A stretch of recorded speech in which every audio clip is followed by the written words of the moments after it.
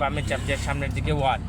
ডানে ইন্ডিকেটার দিচ্ছেন না, হালকা করে আগে পিকআপে টাচ করেন, আগে পিকআপে টাচ করেন, পিকআপে টাচ করেন, টাচ করেন, হ্যাঁ টাচ করে ধরে রাখেন, পিকআপে টাচ করে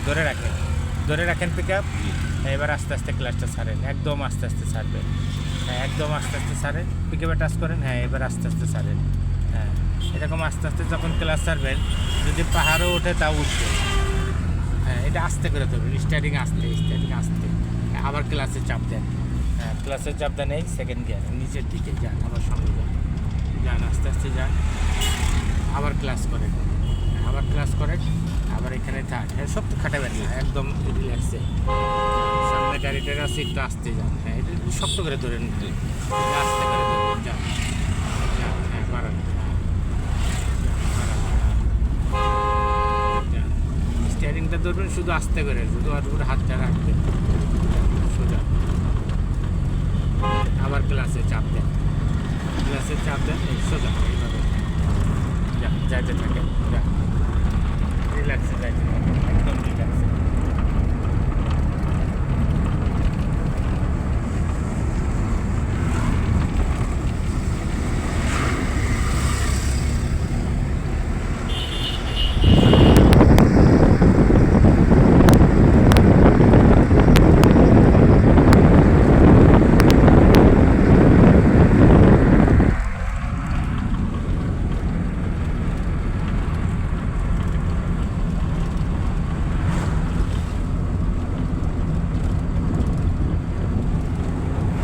অসুস্থ কেটা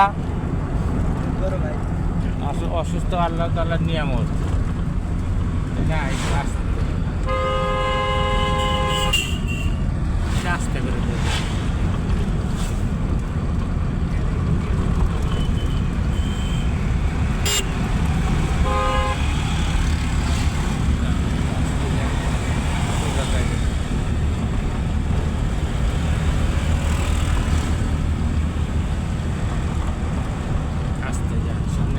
বাজার বা ব্রেকের কাছে রাখেন, বা ব্রেকের কাছে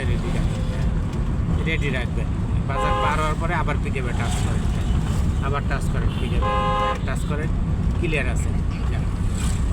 সোজা থাকবে, সংকেত আছে, তার মানে বামে একটা রাস্তা আছে, আর এই যে সাদা দাগের মানে কি, সাদা দাগ হচ্ছে যে আমাদের বাম পাশের আর জায়গা নাই, তাই না? আর যে ডট দেওয়া আছে না, সামনে যে ডট দেওয়া আছে, একটু আসতে যেন পার হয়ে যায়, হ্যাঁ আমার ডট দেওয়া আছে, কিচ্ছু করতে হবে না, ডট দেওয়া আছে না,